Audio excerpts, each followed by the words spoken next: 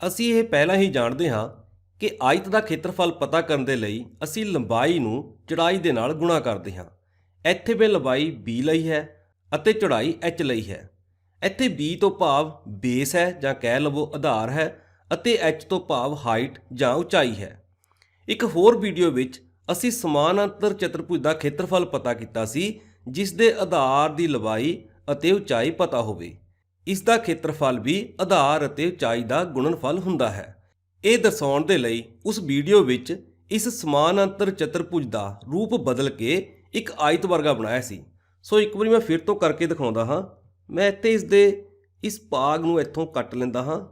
ਇਸ ਭਾਗ ਨੂੰ ਖੱਬੇ ਪਾਸੇ ਤੋਂ ਇਸ ਨੂੰ ਕੱਟ ਲੈਂਦਾ ਹਾਂ ਅਤੇ ਫਿਰ ਇਸ ਨੂੰ ਦੂਜੇ ਪਾਸੇ ਲੈ ਜਾਂਦਾ ਹਾਂ। ਹੁਣ ਜਦੋਂ ਮੈਂ ਇਸ ਨੂੰ ਸ਼ਿਫਟ ਕਰਕੇ ਦੂਜੇ ਪਾਸੇ ਲੈ ਗਿਆ ਤਾਂ ਇਸ ਦਾ ਇਹ ਰੂਪ ਬਦਲ ਕੇ ਆਇਤ ਵਰਗਾ ਬਣ ਗਿਆ। ਹੁਣ ਇੱਥੋਂ ਸਾਨੂੰ ਪਤਾ ਲੱਗ ਗਿਆ ਕਿ ਜੋ ਆਇਤ ਦਾ ਖੇਤਰਫਲ ਸੀ ਉਹ ਸੀ b ਗੁਣਾ h। ਤਾਂ ਇੱਥੇ ਵੀ ਇਸ ਸਮਾਨਾਂਤਰ ਚਤੁਰਭੁਜ ਦਾ ਖੇਤਰਫਲ ਇਸ ਆਇਤ ਦੇ ਖੇਤਰਫਲ ਦੇ ਬਰਾਬਰ ਹੋ ਗਿਆ, ਕਿਉਂਕਿ ਇਸ ਦੇ ਵਿੱਚ ਨਾ ਤਾਂ ਮੈਂ ਕੁਝ ਖੇਤਰਫਲ ਐਡ ਕੀਤਾ ਹੈ ਅਤੇ ਨਾ ਹੀ ਘਟਾਇਆ ਹੈ।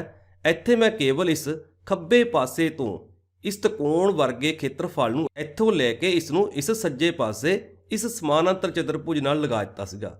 ਇਸ ਤਰ੍ਹਾਂ ਮੈਂ ਤੁਹਾਨੂੰ ਸਮਝਾ ਦਿੱਤਾ ਸੀਗਾ ਕਿ ਇੱਕ ਸਮਾਨਾਂਤਰ ਚਤੁਰਭੁਜ ਦਾ ਖੇਤਰਫਲ ਵੀ ਆਇਤ ਦੇ ਖੇਤਰਫਲ ਵਾਂਗ ਹੀ ਆਧਾਰ ਗੁਣਾ ਉਚਾਈ ਹੁੰਦਾ ਹੈ। ਮੈਂ ਇਹ ਤੁਹਾਨੂੰ ਇਸ ਲਈ ਦੱਸ ਰਿਹਾ ਹਾਂ ਕਿਉਂਕਿ ਮੈਂ ਇਸ ਦੀ ਵਰਤੋਂ ਤ੍ਰਿਭੁਜ ਦਾ ਖੇਤਰਫਲ ਪਤਾ ਕਰਨ ਲਈ ਕਰਨੀ ਹੈ। ਆਓ ਤ੍ਰਿਭੁਜ ਦੇਖਦੇ ਹਾਂ। ਇੱਥੇ ਅਸੀਂ ਇੱਕ ਤ੍ਰਿਭੁਜ ਦੇਖਦੇ ਹਾਂ ਤੇ ਉਸ ਦਾ ਖੇਤਰਫਲ ਪਤਾ ਕਰਦੇ ਹਾਂ। ਹੁਣ ਇਹ ਇੱਕ ਤ੍ਰਿਭੁਜ ਹੈ ਜਿਸ ਦਾ ਆਧਾਰ b ਹੈ ਅਤੇ ਜਿਸ ਦੀ ਉਚਾਈ h ਹੈ। ਹੁਣ ਮੈਂ ਇਸ ਤ੍ਰਿਭੁਜ ਨੂੰ ਇੱਥੋਂ ਕਾਪੀ ਕਰ ਲੈਂਦਾ ਹਾਂ। ਇਸ ਨੂੰ ਕਾਪੀ ਕਰਕੇ ਇਸ ਦੇ ਨਾਲ ਅਟੈਚ ਕਰ ਦਿੰਦਾ ਹਾਂ।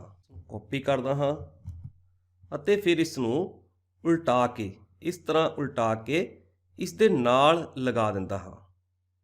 ਇਸ ਤਰ੍ਹਾਂ ਇਸ ਨੂੰ ਇਸ ਦੇ ਨਾਲ ਲਗਾ ਦਿੰਦੇ ਹਾਂ।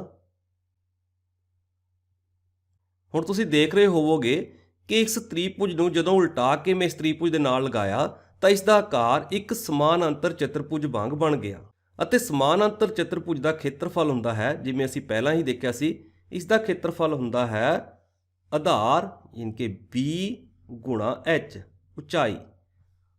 ਹੁਣ ਸਾਨੂੰ ਇਹ ਵੀ ਪਤਾ ਹੈ ਕਿ ਇਸ ਸਮਾਨਾਂਤਰ ਚਤੁਰਭੁਜ ਦਾ ਖੇਤਰਫਲ ਇਹ ਅਸਲ ਤ੍ਰਿਭੁਜ ਜੋ ਕਿ ਪਹਿਲਾਂ ਵਾਲੀ ਤ੍ਰਿਭੁਜ ਸੀ ਉਸ ਦੇ ਖੇਤਰਫਲ ਦਾ ਦੁੱਗਣਾ ਹੈ, ਕਿਉਂਕਿ ਅਸੀਂ ਇਸੇ ਤ੍ਰਿਭੁਜ ਨੂੰ ਹੀ ਉਲਟਾ ਕੇ ਨਾਲ ਲਗਾਇਆ ਹੈ। ਤਾਂ ਇੱਥੋਂ ਕਲੀਅਰ ਹੈ ਕਿ ਇਸ ਤ੍ਰਿਭੁਜ ਦਾ ਖੇਤਰਫਲ ਜੋ ਕਿ ਸਾਡੀ ਅਸਲ ਤ੍ਰਿਭੁਜ ਹੈ ਉਹ ਇਸ ਪੂਰੀ ਸਮਾਨਾਂਤਰ ਚਤੁਰਭੁਜ ਦੇ ਖੇਤਰਫਲ ਦਾ ਅੱਧਾ ਹੈ।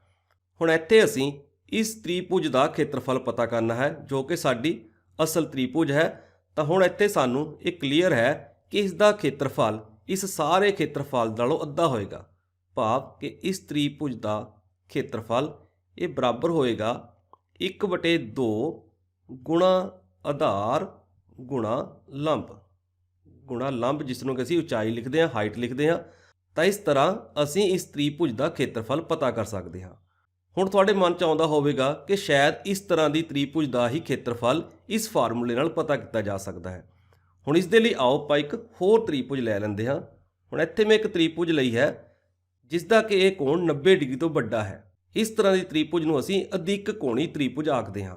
ਹੁਣ ਇੱਥੇ ਇਹ ਇਸ ਤ੍ਰਿਭੁਜ ਦਾ ਆਧਾਰ ਹੈ ਅਤੇ ਇਹ ਇਸ ਤ੍ਰਿਭੁਜ ਦੀ ਉਚਾਈ ਹੈ ਅਤੇ ਅਸੀਂ ਜਾਣਦੇ ਹਾਂ ਕਿ ਅਧਿਕ ਕੋਣੀ ਤ੍ਰਿਭੁਜ ਦੀ ਉਚਾਈ ਇਸ ਦੇ ਬਾਹਰ ਵਾਲੇ ਪਾਸੇ ਹੁੰਦੀ ਹੈ। ਹੁਣ ਅਗਰ ਮੈਂ ਇਸ ਆਧਾਰ ਨੂੰ ਅੱਗੇ ਵਧਾ ਦੇਵਾਂ ਤਾਂ ਇਸ ਤਰ੍ਹਾਂ ਇਹ ਆਧਾਰ ਦੇ ਨਾਲ ਟੱਚ ਕਰਦੀ ਹੈ, ਤਾਂ ਇਹ ਸਾਡੇ ਕੋਲ ਇਸ ਤ੍ਰਿਭੁਜ ਦੀ ਉਚਾਈ ਹੈ। ਇੱਥੇ ਵੀ ਅਸੀਂ ਉਸੇ ਟ੍ਰਿਕ ਦੀ ਵਰਤੋਂ ਕਰਦੇ ਹਾਂ। ਇੱਥੇ ਅਸੀਂ ਇਸ ਤ੍ਰਿਭੁਜ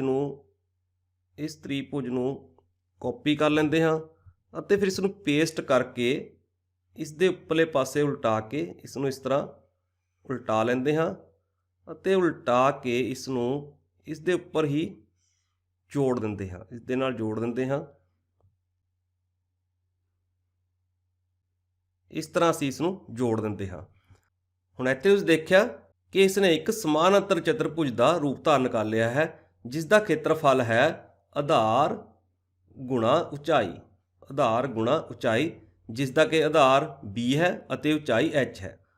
ਹੁਣ ਜੇਕਰ ਅਸੀਂ ਇਸ ਅਸਲ ਜੋ ਕਿ ਪਹਿਲਾਂ ਵਾਲੀ ਤ੍ਰਿਭੁਜ ਸੀ ਉਸ ਦਾ ਖੇਤਰਫਲ ਪਤਾ ਕਰਨਾ ਹੈ ਤਾਂ ਇੱਥੇ ਦਿਖ ਹੀ ਰਿਹਾ ਹੈ ਕਿ ਇਹ ਖੇਤਰਫਲ ਇਸ ਪੂਰੀ ਸਮਾਨਾਂਤਰ ਚਤੁਰਭੁਜ ਦਾ ਅੱਧ ਹੈ।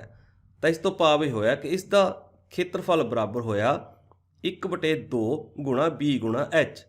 b ਗੁਣਾ h ਇਸ ਸਾਰੀ ਸਮਾਨਾਂਤਰ ਚਤੁਰਭੁਜ ਦਾ ਖੇਤਰਫਲ ਸੀ ਅਤੇ 1/2 b ਗੁਣਾ h ਇਸ ਤ੍ਰਿਭੁਜ ਦਾ ਖੇਤਰਫਲ ਹੈ। ਮੈਨੂੰ ਪੂਰਨ ਆਸ ਹੈ ਕਿ ਤੁਸੀਂ ਸਮਝ ਗਏ ਹੋਵੋਗੇ ਕਿ ਇੱਕ ਤ੍ਰਿਭੁਜ ਦਾ ਖੇਤਰਫਲ ਸਮਾਨਾਂਤਰ ਚਤੁਰਭੁਜ ਜਾਂ ਆਇਤ ਦੇ ਖੇਤਰਫਲ ਦਾ ਅੱਧ ਹੁੰਦਾ ਹੈ।